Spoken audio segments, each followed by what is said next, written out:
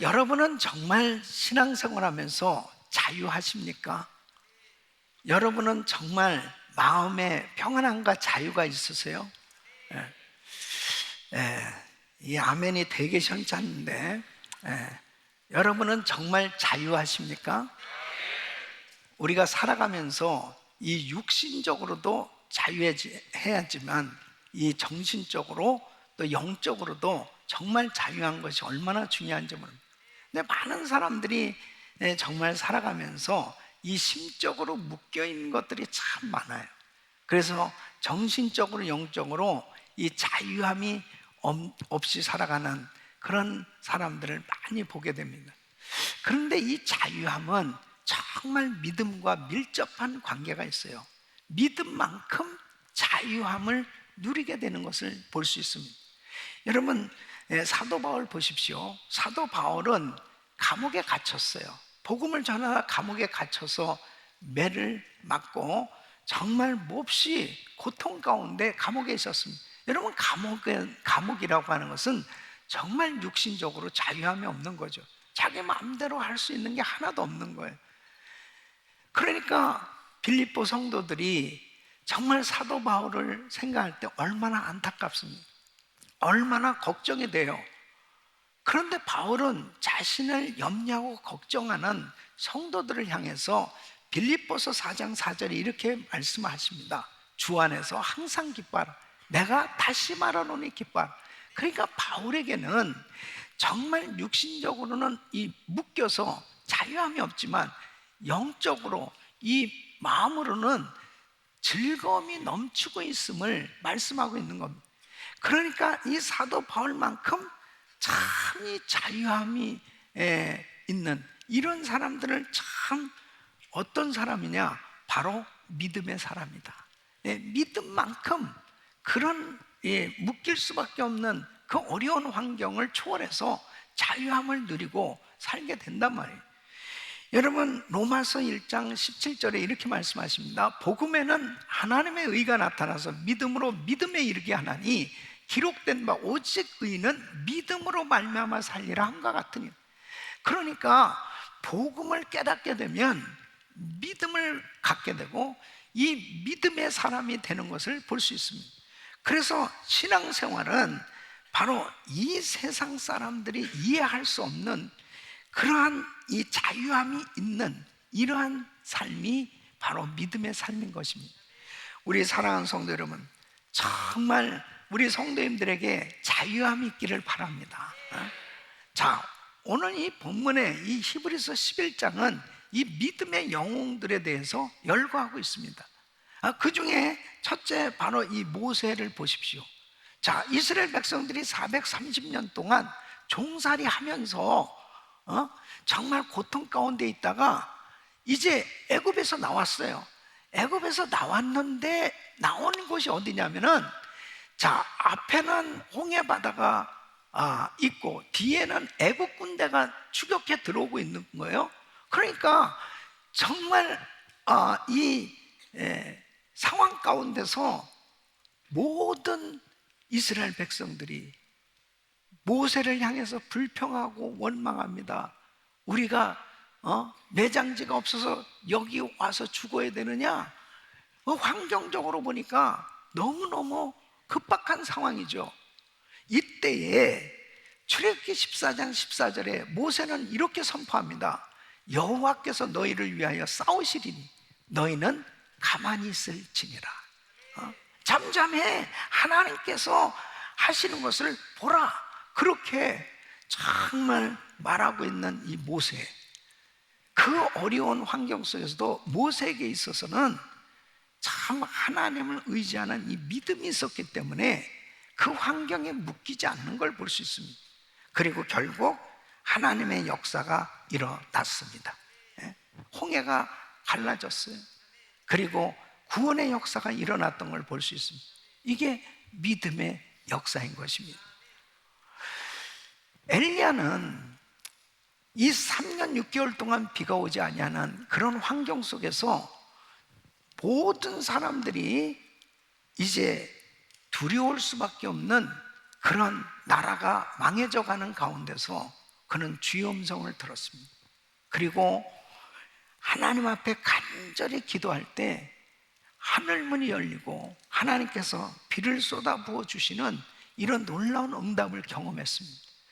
모든 사방이 막혔는데 이 믿음의 사람 엘리야는 믿음의 말을 하고 그리고 믿음으로 행동하는 정말 영적으로 자유함이 있는 걸 볼 수 있습니다. 여러분, 믿음만큼 믿음의 삶이 되는 거예요. 믿음만큼 자유함을 누리게 되는 겁니다. 그래서 우리는 신앙생활 하면서 정말 믿음의 삶이라는 것은 이 세상의 차원의 어떤 것들을, 이성을 뛰어넘는, 이 초월하는 그러한 삶의 모습으로 바로 나타나는 것이 믿음이다 하는 것입니다. 우리 성도님들에게 이 믿음의 역사가 계속 일어나기를 예수 이름으로 축원합니다. 우리가 처음 예수를 믿었을 때 예수님을 만나게 되면 어떻습니까? 정말 이 마음에 말할 수 없는 평강이 있어요. 자유함이 있고, 그리고 제일 하고 싶은 것이 바로 교회에 나오고 싶은 거예요. 교회를 계속 나오고 싶어지고, 예배를 자꾸 드리고 또 드리고 싶어지고, 봉사하고 싶어지고, 전도하고 싶어지고, 예수님 자랑하고 싶어지고, 그리고 주님 앞에 자꾸 드리고 싶어지고, 이렇게 살다가 어느 순간에 이게 달라지기 시작하는데, 뭐냐면은 교회 나오는 것도 이제는 그렇게 그 감격적인 이 예배가 잘 되지 않고, 하나님 앞에 드리는 것도 주저하게 되고, 그리고 여러 가지 신앙생활이 점점 지루해지기 시작합니다. 그럼 뭐가 문제예요? 아니, 내가 처음에 주님을 만나서 주님을 섬길 때 그 기쁨이 충만했을 때 역사하셨던 그 하나님, 지금 내가 참 이렇게 신앙생활에 이렇게 다운이 되어 있는 그런 상황에 있을 때 그 하나님, 달라진 하나님이냐 말이에요. 그 처음에 정말 주님을 만나서 감격하면서 신앙생활했을 때 이 성경 말씀과 지금 내가 힘들고 어려운 그런 신앙생활 할 때 이 성경 말씀이 달라졌냐 말이에요. 뭐가 문제냐? 믿음이에요. 믿음만큼 하나님의 역사가 일어난다니까요. 하나님의 말씀은 변함이 없어요. 지금도 역시 동일하게 역사하고 계십니다. 그러니까 이스라엘 백성들이 430년 동안 종살이를 하다가 그들이 정말 가나안 땅에 들어가야 되는데 왜 가나안 땅에 다 들어가지 못하고 여호수아와 갈렙만 가나안 땅에 들어가고 광야 1세대가 다 결국 광야에서 실패하게 됐냐? 다른 게 아니에요. 믿음이죠, 믿음. 그래서 우리 성도님들에게 정말 이 믿음이 얼마나 중요한지 모릅니다.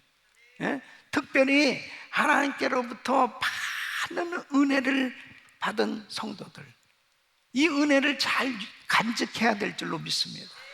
또 뿐만 아니라 이 은혜로 하나님 앞에 영광 돌리는 삶이 되셔야 돼요. 여러분의 삶이 이제 육신을 가지고 사는 삶이 얼마나 남았을지 몰라요. 그런데 정말 하나님 앞에서 내가 믿음으로 살고 있는지, 정말 나의 신앙이 지금 어떤 삶이든, 어떤 때는 제가 진짜 속 터지고 답답할 때가 어떤지 압니까? 엄청난 은혜와 축복을 받은 사람이 어느 순간에 초신자만도 못하게 신앙이 곤두박질 됐을 때 답답한 거예요. 왜 그렇게 됐냐 말이에요. 그 하나님이 어디 갔냐 말이에요. 하나님 앞에 정말 엄청난 은혜를 받고 그렇게 서원하고 주님 앞에 헌신했던 사람이 정말 초신자만도 못하게 신앙생활하고 있다면 그 하나님은 어디 갔냐 말이에요. 그 믿음이 어디 갔냐 말이에요. 정말 그 믿음을 잘 간직할 뿐 아니라 우리는 믿음 위에 믿음, 은혜 위에 은혜를 더하는 신앙생활이 돼야 될 줄로 믿습니다. 그래서 이렇게 팬데믹이 계속 진행이 되고 있고 세상적으로 여러 가지 시험과 환난이 닥쳐올수록 우리의 믿음이 빛날 때가 됐단 말이에요. 이렇게 밤이 깊어지면 깊어질수록 빛이 뚜렷하게 드러나게 돼 있는 거예요. 지금이야말로 믿음이 드러날 때입니다. 그래서 저는 몇 주간 동안 정말 이 믿음에 대한 말씀을 증거하면서 우리 성도님들이 다시 이 첫사랑이 회복되고 이 삶 속에 이 믿음의 역사가 나타날 수 있기를 축원합니다. 그래서 믿음이 회복돼야 돼요. 정말 주님을 처음 만날 때 그 감격, 그 기쁨이 충만하고 그 열정이 다시 회복되고 하나님 앞에 더 은혜 충만한 그런 신앙생활이 되시길 예수 이름으로 축원합니다. 그러기 위해서 반드시 바로 이 믿음의 법칙을 제대로 이해합니다. 믿음의 법칙을 이해하고 깨닫고 그리고 믿음으로 살 때 반드시 하나님이 역사하시는 이 믿음의 환경이 만들어질 때 놀라운 역사가 일어나게 되는 겁니다. 우리 성도님들에게 정말 이 믿음의 역사가 계속 나타나기를 축원합니다. 믿음으로 살기 위해서 알아야 될 이 믿음의 법칙은 무엇이냐? 자, 첫째는 믿음은 실상이다 하는 거죠. 우리 같이 시작. 믿음은 실상이다. 자, 오늘 이 본문 1절 말씀은 히브리서 11장 1절 믿음은 바라는 것들의 실상이요. 자, 이 실상이란 이 호포스타시스라는 이 원어는 이 기초, 근거, 실체라는 말입니다. 그러니까 믿음은 눈으로 보지 못하는 것들의 근거, 실체와 같은 역할을 한다는 겁니다. 이 말씀은 뭐냐면 우리가 만일 집을 매매한다, 또 집을 누구에게 증여한다, 그럴 때 아니 집을 가지고 다니면서 매매할 수가 없잖아요. 그러니까 뭘 가지고 매매합니까? 집 문서를 가지고 매매하잖아요. 그러니까 이 집 문서는 이 집의 실체와 같은 역할을 하는 거죠. 그러니까 마찬가지로 믿음으로 눈에 보이지는 않지만 하나님의 말씀을 통해서 그 실체를 미리 보는 것이 이게 믿음이란 말이에요. 그러니까 사람들은 살아가면서 눈에 보이는 것들을 믿고 살고 있는 거죠. 내가 가지고 있는 경험, 상식, 지식 이런 것들을 가지고 살아가고 있어요. 이것은 사실은 믿음의 관점, 하나님의 관점에서 보면은 눈에 보이는 현실은 사실은 허상이고 눈에 보이지 않는 세계가 실상이라고 하는 사실, 이게 바로 믿음의 세계라고 하는 거예요. 그러니까 믿음으로 보면 하나님의 약속이 구체적으로 나의 삶 속에 이루어지는 이 실제라고 하는 사실, 이것이 바로 믿음인 것입니다. 자, 보세요. 노아에게 하나님께서 자, 앞으로 홍수로 세상을 심판한, 그러니까 방주를 준비하라고 그랬습니다. 그러면 지금 이 노아는 비를 본 적이 없다니까요. 그의 생에 비를 본 적이 없어요. 근데 하나님이 비를 내리신대요. 그것도 어마어마한 비를, 홍수를 내려서 이 세상을 멸할 것이다, 심판할 것이다. 그러니까 방주를 준비하라고 그래요. 그때에 노아가 비를 본 적이 없지만 말씀을 의지해서 순종해서 방주를 짓습니다. 그 방주를 짓는 것이, 이것이 바로 믿음인 거예요. 그 방주를 준비한다는 것은 뭐예요? 하나님의 말씀을 근거해서 믿고 있는 거죠. 그러니까 지금 눈에 보이지 않지만은 바로 미리 보는 거예요. 이게 바로 믿음인 것입니다.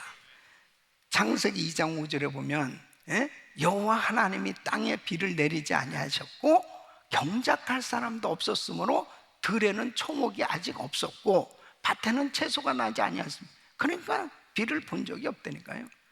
그런데 히브리서 11장 7절에 믿음으로 노아는 아직 보지 못하는 일에 경고하심을 받아, 아직 보지 못하는 일에 경고하심을 받아 경외함으로 방주를 예비하여 그 집을 구원하였으니 이로 말미암아 세상을 정죄하고 믿음을 쫓는 의의 후사가 되었느니라.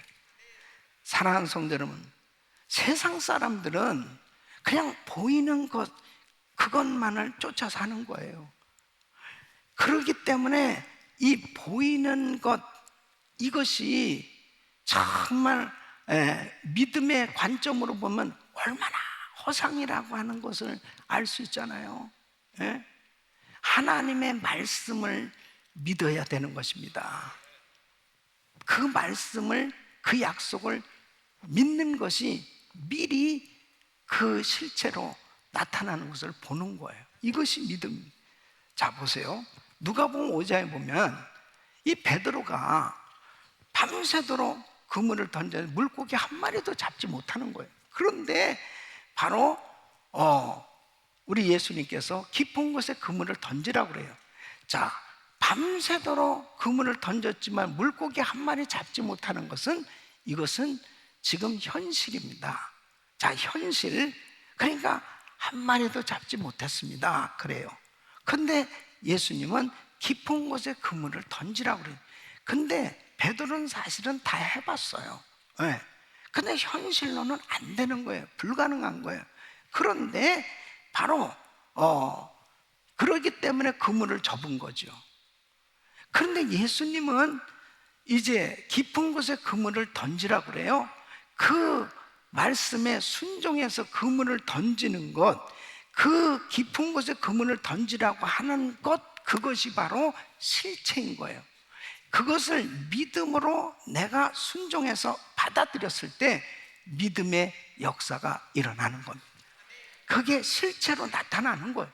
그러니까 2배에 가득 채워지는 물고기가 잡혀진 것이 이게 실체라니까요. 이게 믿음의 역사인 거예요. 그러니까 사람들은 밤새도록 그물 던져 한 마리도 잡지 못한 그것을 실체로 자꾸 생각하고 사는 거예요. 그거는 믿음의 관점으로 허상이라니까요. 우리는 하나님의 말씀을 믿어야 되는 사람이에요. 그 믿음을 가지고 바라보면, 순종하면 그것이 실상으로, 말씀이 내 생에 이루어지는 것은 실상으로 나타나는 것, 이것이 바로 믿음이라니까요. 우리 사랑하는 성도들에게 이런 믿음의 역사가 계속 나타나기를 축원합니다. 제가 92년도에 샌디에고 갈보리 교회에 갔을 때 그 교회가 싸움이 벌어져서 이 교회가 분열됐잖아요. 한 850석 성전에 70명이 모여 있는 거예요. 이렇게 70명이. 근데 정말 그렇게 분열된 교회, 또 샌디에고의 당시 한인들도 별로 없고 여러 가지 환경적으로 보면은 진짜 교회가 참 목회하기 어려운 상황이죠. 근데 하나님 앞에 기도할 때 하나님께서 저에게 마태복음 11장 28절 말씀을 주신 거예요. 수고하고 무거운 짐 자들 다 내게로, 내가 너희를 쉬게 하리라. 바로 행복한 교회가 되라, 행복한 목사가 된다. 이렇게 하나님께서 말씀을 주셨을 때 실상 현실은 지금 너무나 척박한 어려운 환경 가운데 안 되지만 분명히 하나님의 말씀은 교회가 행복한 교회가 되고 교회가 큰 부흥을 이룬다고 하는 것이 하나님의 말씀이에요. 그 말씀을 붙들고 믿음으로 나갔을 때 1부, 2부, 3부 예배로 그 성전이 채워지는 하나님의 역사가 일어나게 된 거예요. 그것이 하나님의 역사인 줄로 믿습니다. 하나님이 하신 것이죠. 역시 마찬가지입니다. 정말 우리 은혜교회를 통해서 세계 선교가 마무리된다. 이 세계 선교가 마무리되면 예수님 오신다. 그래서 그 약속의 말씀, 마태복음 24장 14절 말씀을 주신 거예요. 이 천국 복음이 모든 민족에 증거되어 온 세상에 전파되니 그제야 끝이 오리라. 미전도 종족 지역에 복음이 들어가지 않는 지역에 복음이 전해져서 땅끝까지 복음이 전해지면 예수님은 오신단 말이에요. 그럼 지금 아직은 안 이루어졌지만 바로 그 복음이 온 땅에 전파되면 분명히 이 세상 끝이 오고 우리 예수님은 오신다면 바로 믿음으로 선교할 때 그날이 오게 되는 거죠. 그날 정말 우리는 기쁨으로 이미 준비됐기 때문에 기쁨으로 주님을 만나게 될 줄로 믿습니다. 여러분, 허상을 쫓아다니지 마세요. 현실을 바라보고 되느니 안 되느니, 현실은 허상이라니까요. 하나님의 말씀이 진리예요. 그 말씀을 그대로 믿는 그것이 바로 믿음이다. 제가 그 아프리카 마사이 마을에 그 선교 갔을 때, 이 마사이들은 그 소똥으로 지은 집에 산다.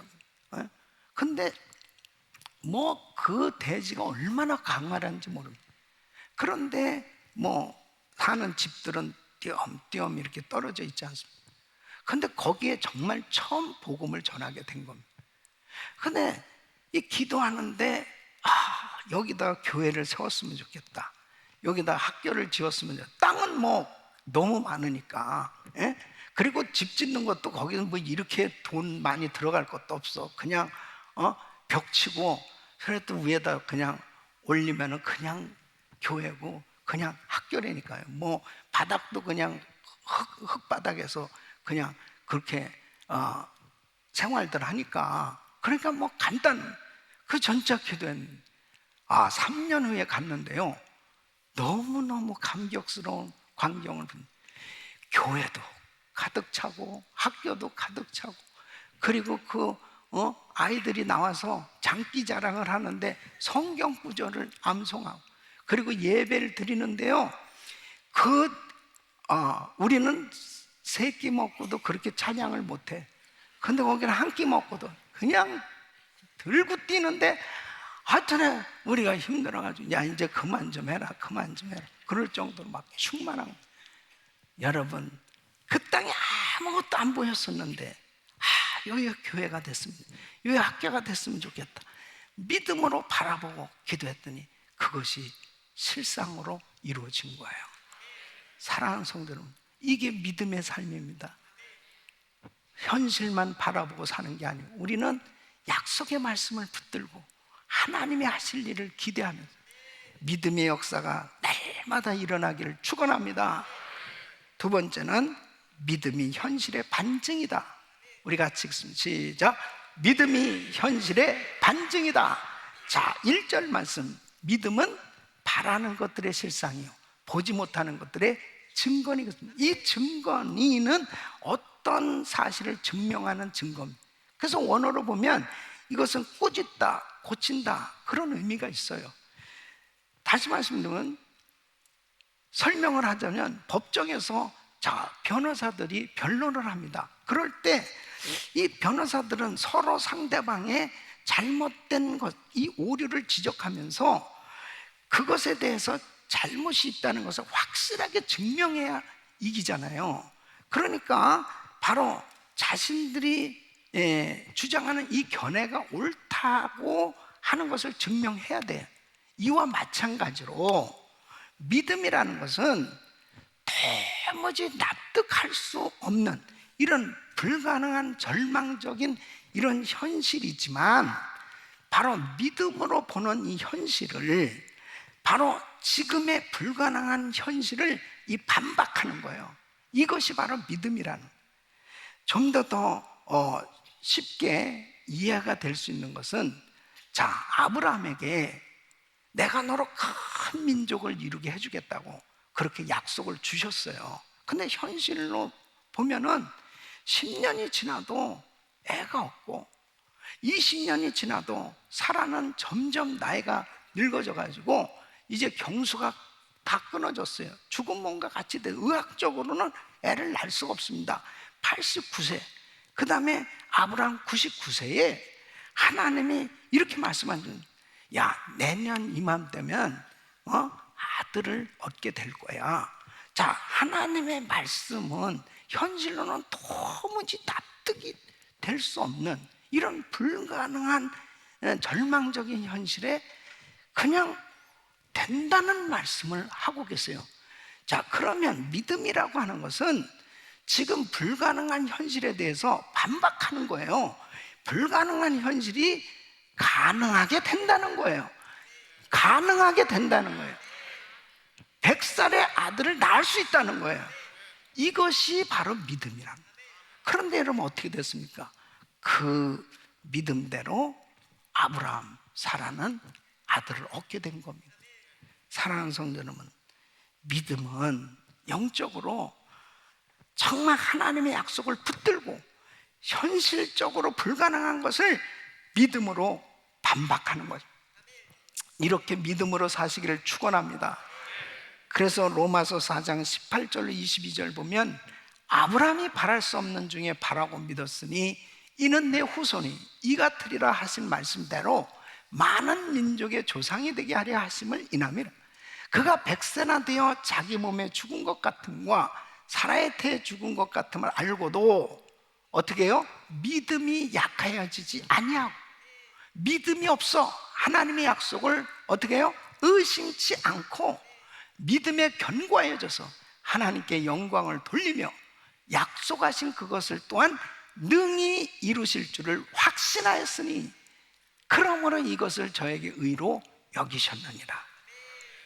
아브라함과 사라에게도 끊임없는 그런 방해가 있었죠. 흔들릴 수밖에 없는. 그런데 믿음이라는 것은 계속 반박하는 겁니다. 된다는 거죠. 바로 하나님의 약속의 말씀은 이루어지는 겁니다. 그래서 누가복음 8장에 보면은 이제 이 회당장 딸 야이도 이 회당장 야이로의 딸이 죽게 되었습니다. 12살밖에 안 된 아이가 거의 죽게 되었을 때 예수님을 초청합니다. 예수님 오셔서 우리 딸을 고쳐주세요. 그래서 예수님이 그 회당장 집에 가시는 거예요. 가는데 너무 많은 사람들이 예수님을 보러 나왔고, 그리고 예수님은 그때 뭐 너무 많은 기적을 행하셨기 때문에 얼마나 유명인사가 되셨겠습니까? 근데 그때에 12해 동안 혈중앓던 여인이 있었습니다. 이 여인은 자기를 드러내진 않았지만 자기 하나님은 아셨지요. 예수님의 옷자락에 손만 대도 내 병이 나을 것이다. 그래서 그 많은 사람들의 그 상황 속에서도 정말 믿음으로 주님 가시는 그 길을 가로막고 주님의 옷자락에 손을 댄 거예요. 그럴 때 주님께서 이렇게 말해요. 나에게서 능력이 나갔다. 그러면서 이 여인의 혈류의 그 병이 싹 깨끗이 고침받게 됐습니다. 근데 문제는 예수님이 이 야이로의 집에 가시다가 지체하신 동안 이 딸이 죽은 거예요. 그러니까 사람을 보내서 이제 오실 필요가 없습니다. 이 아이가 죽었습니다. 그 절망적인 상황이 되어졌을 때 우리 주님이 이렇게 말씀하십니다. 누가복음 8장 50절에 두려워 말고 믿기만 하라. 그리하면 딸이 구원을 얻으리라. 그리고 주님이 가셔서 아이야 다시 일어나라. 그 딸을 살려주신 줄로 믿습니다. 자 보십시오. 현실적인 환경 가운데는 도무지 이해되어지지 못하는 이런 상황이 온다 하더라도 바로 하나님의 그 약속을 믿기만 하라. 그리하면 바로 그 믿음대로 될지어다. 바로 이 역사가 일어난다고 말씀하시는 것입니다. 저는 2006년도에 지금도 생생한 것이, 제가 우리 은혜교회 부임해서 2004년도에 부임했는데 우리 교회의 현실이 정말 힘든 상황이었습니다. 교회가 또 우리 원로 목사님 김광식 목사님께서 대장암 수술하시고 이제 또 제가 부임해 오기 전에 교회가 여러 가지로 정말 힘든 상황에서 교인들이 많이 이렇게 준 그런 상황이었죠. 그런 환경 속에서 선교는 해야 되고, 또 이 엄청난 또 교회가 유지되어지기 위해서 뭐 빚이 엄청나게 많은 그런 상황 아니었겠습니까? 그런데 하나님 앞에 기도하는데 신명기 1장 11절 말씀, 이 말씀을 주님이 주시는 거예요. 너희 열조의 하나님 여호와께서 너희를 현재보다 1000배나 많게 하시며 너희에게 허락하신 것과 같이 너희에게 복 주시기를 원하노라. 1000배나 많게, 현재보다 1000배나 많게 하시고, 이 말씀이 마음에 다 감동이 오는데, 그래서 1000배의 축복을 위한 1000시간 릴레이 기도회를 선포했습니다. 우리 교회는 현재보다 1000배나 우리 성도들이 복을 받아야 정말 세계 선교 감당할 수 있단 말이에요. 그래서 성도 한 사람 한 사람이 진짜 일당백으로 본인들이 막 선교사에 한 가정씩 파송하고, 그리고 교회당을 짓고, 그리고 선교할 수 있을 만큼 그런 이 실력이 돼야 되지 않느냐. 영적으로나 또 사업적으로나 여러 가지 면에. 그 다음에 우리 교회가 이렇게 현재보다 1000배나 부흥을 해야 이 세계 선교 마무리를 감당할 수 있는, 이 말씀이 다 감동이 오면서 이 1000배의 축복을 위한 이 1000시간 기도를, 이 말씀을 붙들고 기도하기 시작했습니다. 근데 항상 하나님은 처음에 역사하시질 않아요. 꼭 끝날 때쯤 되면. 그래가지고 2006년 9월인데요 그때 기도하는데 주님이 마지막 날이에요. 1000시간 릴레이 기도를 딱 마쳤는데 비전센터를 선물로 주리라. 다 그러니까 이 비전센터를 건축하라고 말씀하시지 않았습니다. 선물로 주시겠대요. 그때 저는 생생하게 지금도 기억됩니다. 하나님, 우리가 이렇게 부족한데 어떻게 이렇게 큰 선물을 주십니까? 그러니까 주님이 이렇게 말씀하세요. 그것뿐이겠느냐? 그것은 내게 지극히 작은 것이니라. 여러분 그렇잖아요. 주님에게 이게 작은 거죠. 하나님이 역사하시는데, 우리가 정말 원래 2008년부터 건축하려고 그랬지만 참 하나님의 은혜로 2007년 3월부터 어쨌든 시작을 해서 2009년 5월에 입당을 하는데, 여러분 보십시오. 그 시기가 미국과 전 세계가 가장 힘들던, 이 서프라임 모게지 사태로 정말 은행들이 막 셧다운되고 실직하고 막 건축하던 것들이 다 중단되고 막 가장 어려운 시기에, 바로 그 시기에 이 성전을 건축하고 선교를 할 수 있다는 것은, 이것은 주님이 정말로 선물로 주신 것입니다. 하나님께 영광입니다. 하나님께 영광. 하나님께서 우리 교회를 1000배로 축복해 주신 것입니다. 우리 성도들을 1000배로 축복해 주신 것입니다. 그래서 저는 확신해요. 우리 은혜교회에 오는 성도들마다 1000배의 복을 받을지어다. 현실적으로 보면 미국이 절망적인 상황이었고, 도무지 교회 운영도 제대로 할 수 없고, 선교는 뭐 고사하고 선교도 할 수 없는 그런 현실이지만은, 현재보다 1000배나 많게 하시고 이 말씀을 주신 대로 현실로 이루어지는 것이 믿음이란 말이에요. 여러분, 요즘은 코로나 팬데믹으로 인해서 똑같이 지금 우리 성도들은 경험하고 있어요.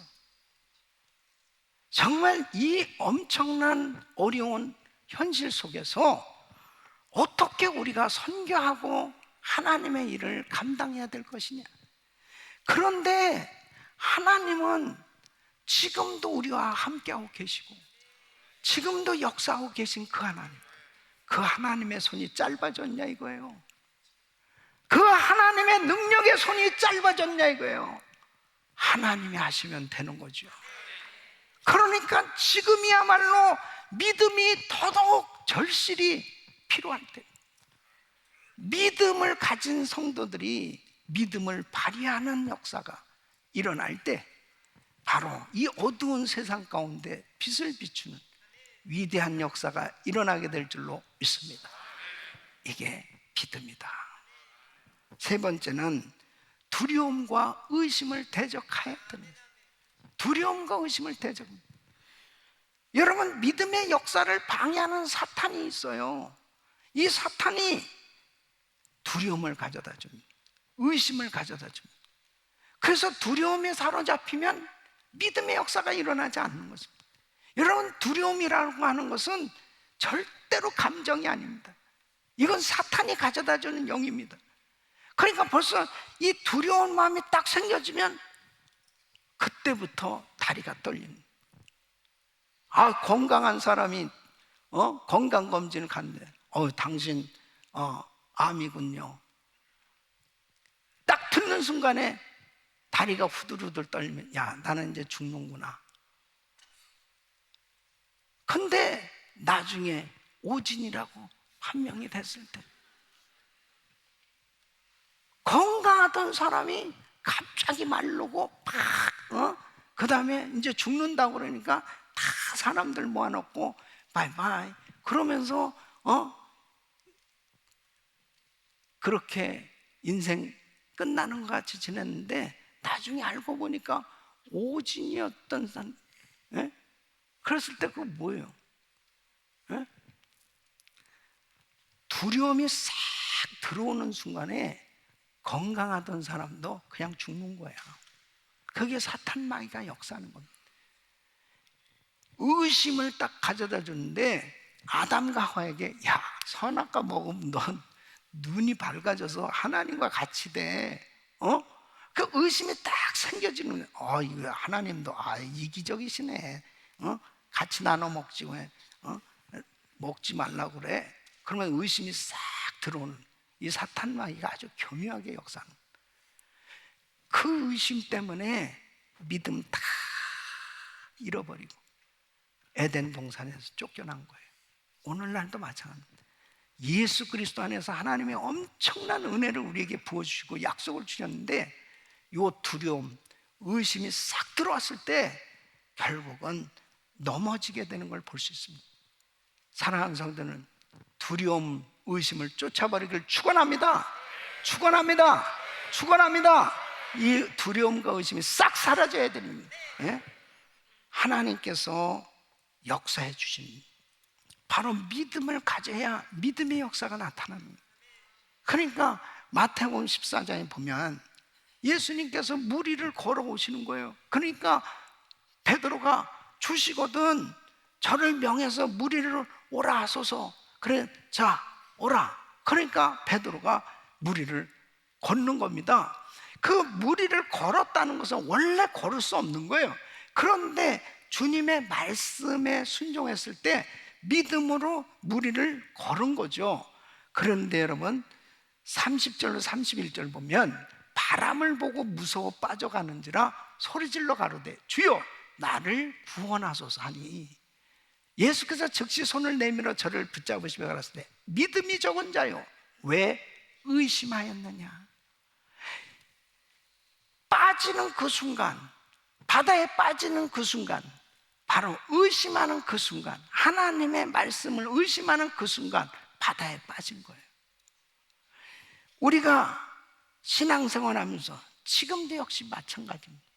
과거에 그렇게 성령 충만해서 믿음으로 정말 새벽 기도도 나오고 그리고 모든 집회란 집회 다 참석하고 그렇게 성령 충만하게 전도하고 봉사하고 그렇게 은혜 충만한 신앙생활 하다가 어느 순간에 제정신으로 싹 돌아오면서 너무 교회에 미치는 거 아니야? 너무 내가 이렇게 교회에 빠지는 거 아니야? 이러면 몸에 해로운 거 아니야? 슬슬 세상적인 생각이 싹 들어오면서 세상을 바라보는 그 순간 세상에 빠져버리는 거예요. 예? 그렇게 세상에 빠진 사람 여기 두 사람 있어요. 여기. 예? 어느 순간에 그렇게 되는 거야. 어느 순간에 우리는 예수 정신으로 살아야 됩니다. 믿음으로 살아야 되는 거예요. 그러니까 끝까지 자기 정신이 아니고 예수 정신으로, 천국까지 예수 정신으로 살아야 돼. 예수. 다 머리를 한번 흔들어 봐요. 진짜 예수 정신으로 살자고요. 그게 정상이라니까요. 그게 인간적이고 세상적인 생각하는 게 정상이 아니에요. 바로 하나님의 말씀으로 충만한 게 정상이에요. 이사야서 41장 10절 우리 같이 읽습니다. 시작. 두려워 말라. 내가 너와 함께하며 놀라지 말라. 나는 내 하나님이 됩니다. 내가 너를 굳세게 하리라. 참으로 너를 도와주리라. 참으로 나의 의로운 오른손으로 너를 붙들리라. 아멘. 주님이 지금도 우리를 붙들어주고 계신 줄로 믿습니다. 앞으로도 도와주실 것을 믿습니다. 저는 제가 정말 신앙생활하면서 또 제가 주의 종이 돼서 이렇게 사역하면서 이 한 말씀이 저의 인생에 정말 지금까지 믿음으로 살고 하나님의 축복 가운데 살 수 있도록 그렇게 나에게 말씀을 주신 게 있어요. 그 말씀이 이사야서 43장 1절 말씀입니다. 우리 한번 같이 읽습니다. 시작. 야곱아 너를 창조하신 여호와께서 이제 말씀하신, 이스라엘아 너를 조성하신 자가 이제 말씀하신, 너는 두려워 말라. 내가 너를 구속하여 내가 너를 지명하여 불렀나니 너는 내 것이라. 아멘. 내가 너를 지명하여 불렀나니 너는 내 것이다. 하나님의 것이라는 거예요. 하나님의 것이라면 하나님이 책임져 주시잖아요. 하나님의 것이라면 내가 얼마나 보배롭고 존귀한 존재냐 말이에요. 하나님의 것이란 말이에요. 저는 이 말씀에 통곡하면서 감격했고, 그리고 하나님의 것으로 사는 인생이 얼마나 복된 인생임을 날마다 감격하면서 하나님 앞에 찬양하고 영광 돌리며 살고 있습니다. 저뿐입니까? 이 말씀은 바로 여러분들에게도 동일하게 주신 줄 믿습니다. 여러분 한 분 한 분이 그렇게 소중한 사람들이에요. 그리고 하나님이 부르셨어요. 하나님의 것으로 부르셨어요. 그래서 여러분이 정말 이 세상을 살아갈 때 우리 주님이 여러분들을 책임져 주신다는 걸 믿으셔야죠. 우리 자녀들도 책임져 주신다는 걸 믿으셔야죠. 교회도 책임져 주신다는 걸 믿으셔야죠.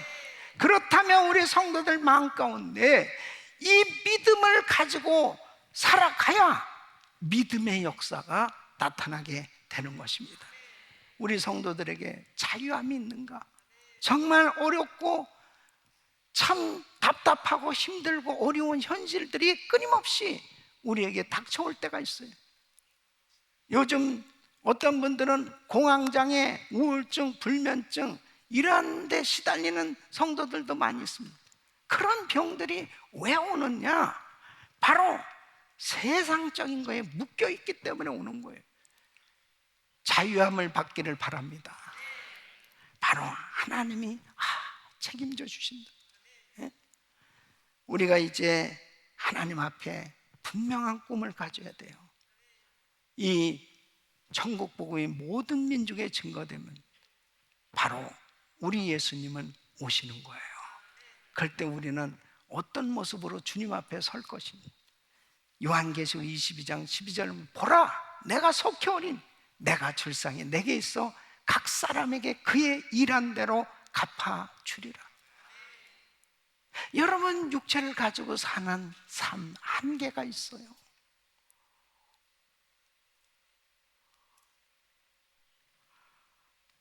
우리 안현식 목사님 사모님이 참 젊은 나이에 이제 천국에 가셨는데 저는 그런 생각을 합니다.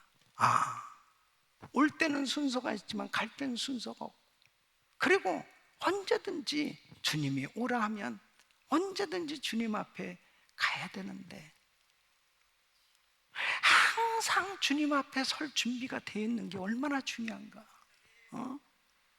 정말 믿음으로 산다는 것은 뭐냐? 세상에 빠져서 사는 게 아니고, 이제 하나님 앞에 섰을 때 보라, 내가 속혈이, 내가 절상이 내게 있어. 하나님 앞에 갔을 때 상이 있는가?